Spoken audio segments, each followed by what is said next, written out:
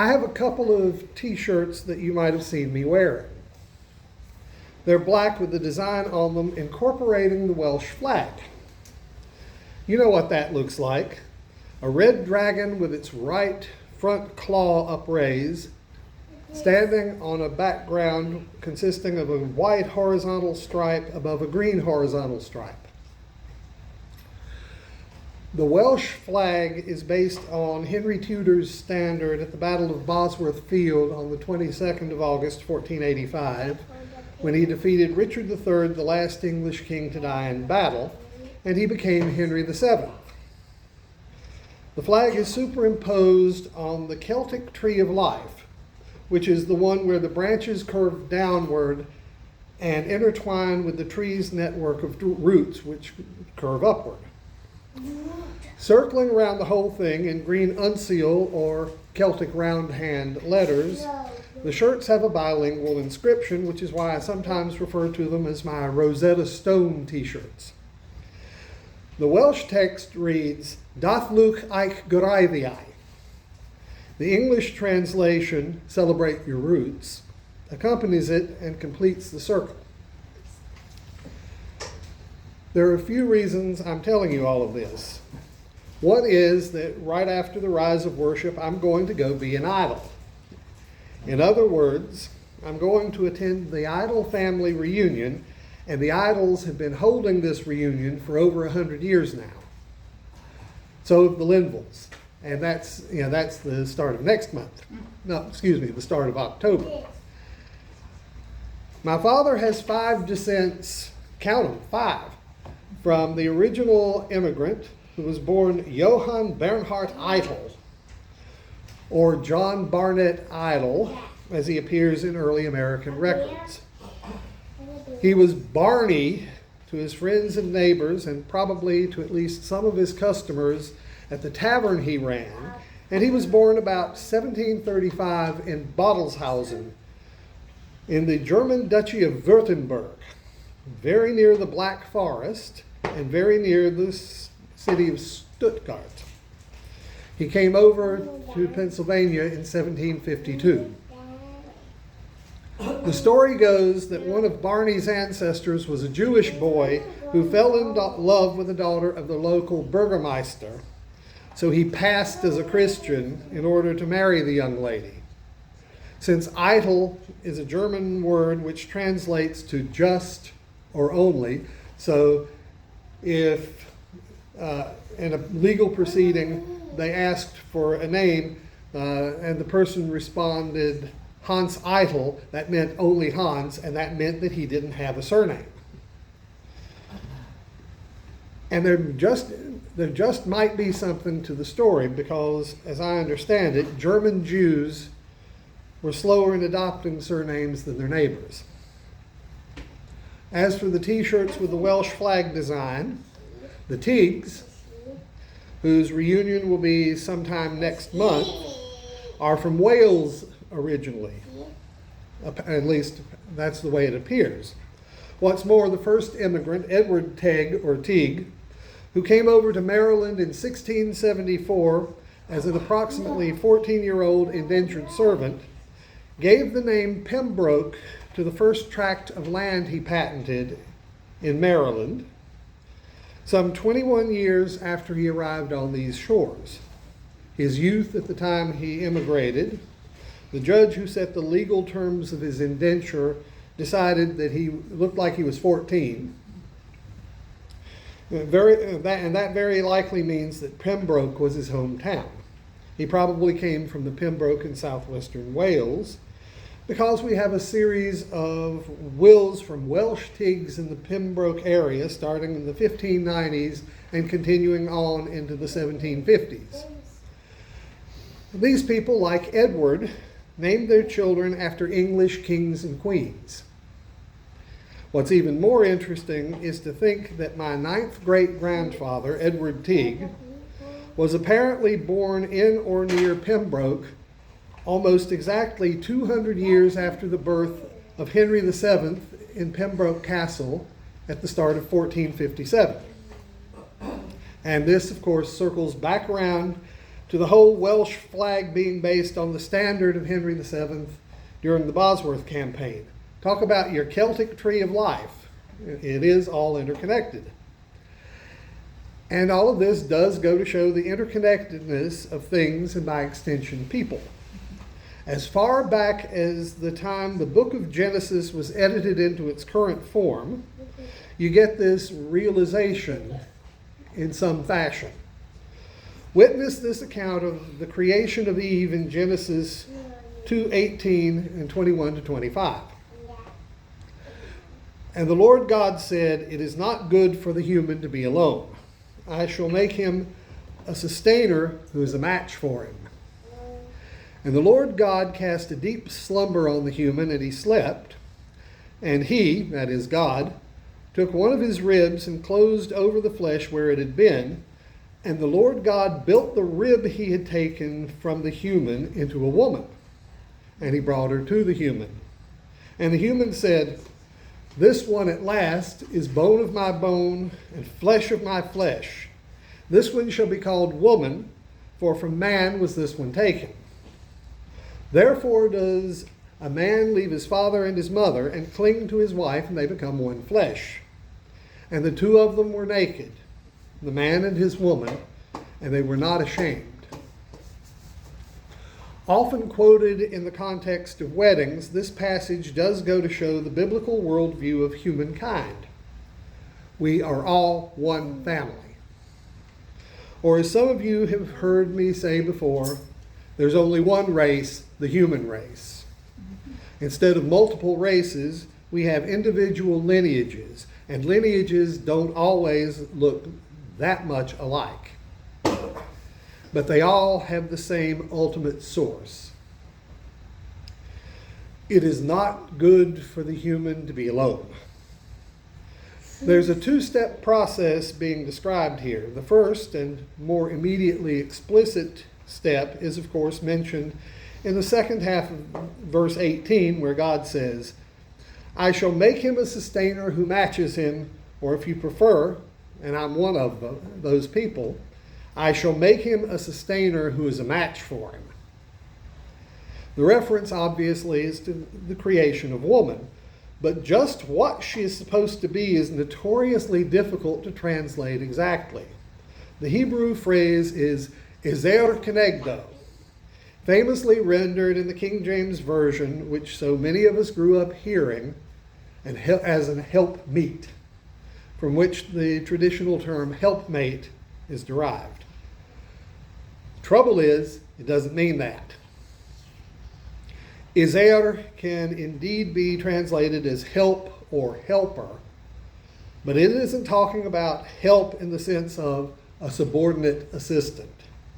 It's more like that most honest commercial you'll ever see, where Mike Rowe, famous for hosting a show called Dirty Jobs on cable TV, tells the crew working to repair a house's cracked foundation, and then you guys in your superhero capes show up and fix everything. That's Ezer. As for kenegdo, its range of meanings includes the terms suitable for, corresponding to, equal to, or even better, a match for. The implication is almost that in woman, man has met his match, because she's there to keep him in line and to pull his bacon out of the fire if need be. Woman isn't created to be a little wifey sort of person who does what she's told. She's meant to be a true consort. That's the first step of the process described in Genesis 2. The other step in the process isn't explicitly named, but it is alluded to at the end of the chapter. Therefore does a man leave his father and his mother and cling to his wife, and they become one flesh. And the two of them were naked, the man and his woman, and they were not ashamed. Now, as a person who has been a bachelor all his life, bear that in mind. But in a marriage, the parties become as one, particularly at special times. And then in the very next breath, and an especially nice turn of phrase, They are described as the two of them, the man and his woman. Apparently, they have, among other things, resumed their awareness of their own individuality. Anyway, that's the ideal. And the practical result, of course, is children. And with children come families. With families, communities. And with a little luck and a great deal of hard work, what we used to call the brotherhood of man. Now, we Christians like to point to Jesus' declaration that love of neighbor is surpassed only by love of God, and rightly so. In Matthew and Mark, this happens in the week before the crucifixion.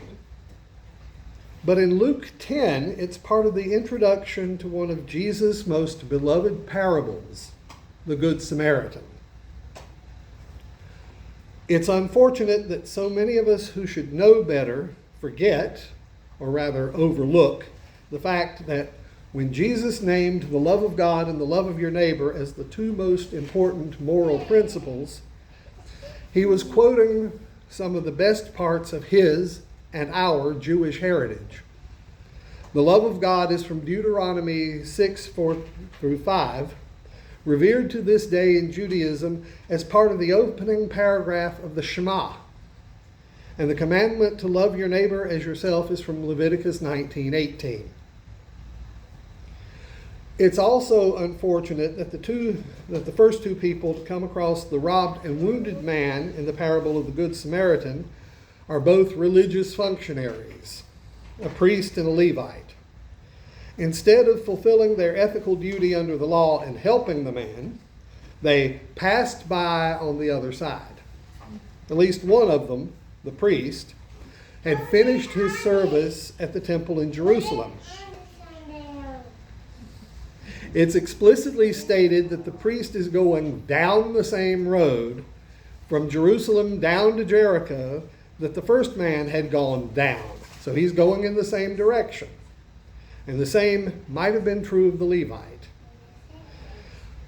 According to noted New Testament scholar Amy Jill Levine, who's Jewish, all commentators agree that the Samaritan's compassion is a surprise.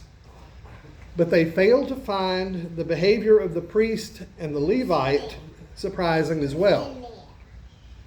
It's just as likely that Jesus' Jewish listeners would have expected the priest and the Levite to behave compassionately toward the man in the ditch. Insiders who are expected to provide aid do not. Outsiders who are not expected to show compassion do. The failure of these two to help their fellow man can't be excused on the basis of their fearing that they would incur ritual contamination by coming into contact with a dead body at a time when they needed to get to the temple in order to serve God. At least one of the men, as we've seen, was headed away from the temple. There's also the inconvenient fact that the wounded man in the parable wasn't even dead yet. And then, even if the priest and the Levite had thought that the man was dead, there's the duty to bury a neglected corpse. You find this in the book of Tobit in the Apocrypha, and later in the collection of Jewish rabbinical law called the Mishnah, which is part of the Talmud. There's also the biblical insistence that God's express command is, I desire chesed, which is mercy or kindness, and not sacrifice.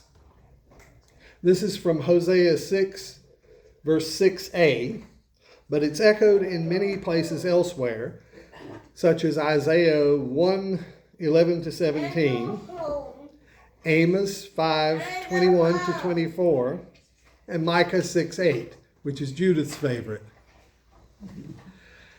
Then there's the entire book of Jonah, where all the non-Israelites have a better grasp of the ethical demands of Israel's God than the one Israelite in the book, who's that God's prophet. The marginalized and despised Samaritan is the only one in the parable who shows that he has the ethical requirements of God's law written on his heart by actually helping the man in need. A bit closer to our own time, early in 1624, which is the same year that George Fox, the father of Quakerism, was born, the dean of St. Paul's Cathedral in London, who was just recovering from a serious illness, published a book called Devotions Upon Emergent Occasions and Several Steps in My Sickness. The book consists of 23 sections in all. Meditation 17 contains a very famous passage which speaks to this sense of interconnectedness, and we'll get to it in just a moment. We know the man much better, of course, by his name, which was John Donne. No man is an island entire of itself.